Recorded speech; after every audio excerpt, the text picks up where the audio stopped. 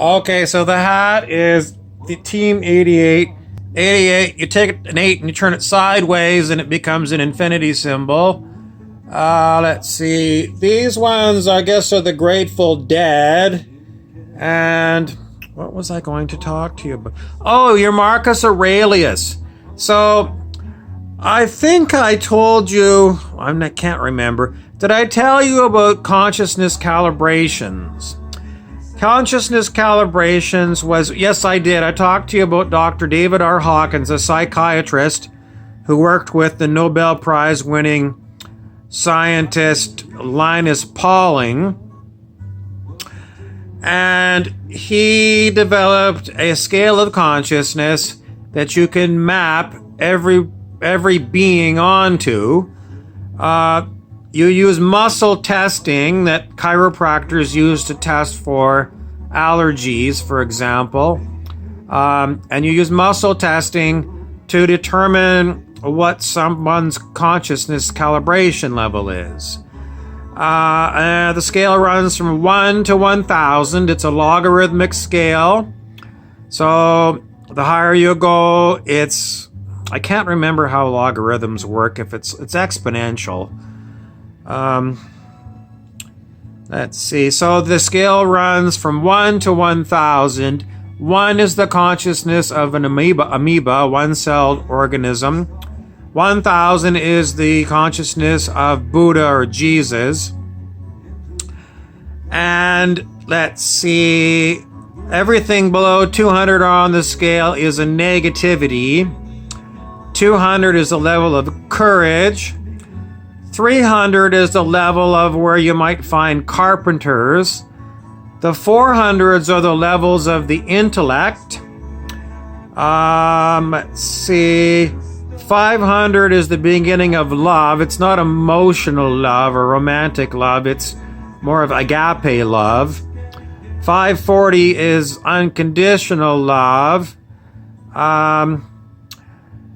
Above 700 is enlightenment. So, someone calibrated the consciousness of Marcus Aurelius. I'm not sure if it was Dr. Hawkins or someone else. And he came out that he was in the 400s. So Marcus Aurelius was an intellectual. The 400s are, well, basically the intelligence that our world runs on is based upon very much so the 400s. Rational mindedness is the 400s, and it's considered a very high calibration even today on the planet. Someone in the 400s is very smart. But he didn't make the 500s, and he didn't make level 540 of unconditional love, which is, if it's on a logarithmic scale, unconditional love is way higher in power, spiritual power, than someone in the 400s. So, where would I go with that? Well, I would just tell you that Marcus Aurelius, as your sole teacher, if that was your only book, is not going to get you to enlightenment, unfortunately. But, in ancient times, it was certainly something that would be very good for ruling ancient Rome, as he did.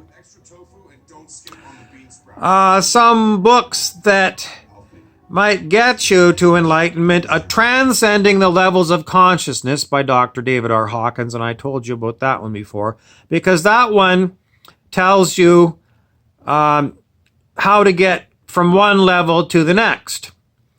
And if you learn muscle testing, you can figure out where you or someone else is. And, if you were talking to Mr. Marcus Aurelius and across the table over a bottle of wine, you could say, Marcus, you're calibrating in the 400s. And then you would go to Dr. Hawkins' book, Transcending the Levels of Consciousness, and you'd say, Marcus, these are the things you need to work on in your inner spiritual work. And then Marcus could go away and work on those things, and then he could work on, each level going up. It's like Jacob's ladder to get you up to higher and higher levels of enlightenment. But it's wonderful that you still have that book. It brought a big smile to my face. And I say that you're a typical homosexual with a perfectly organized closet. I'm curious to see what kind of wine when you're drinking driving.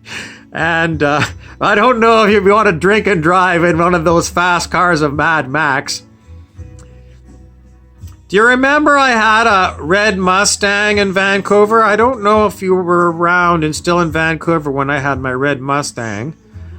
That was the fastest car I had. But this Mad Max one with the supercharger would be fantastic. Are there speed limits across the outback? That would be really fun. You know, I think it's Nevada that has no speed limits, at least at one time. I don't know. Or the Autobahn in Germany. I'm going out to karaoke at the Dragon's Den tonight. So there you go.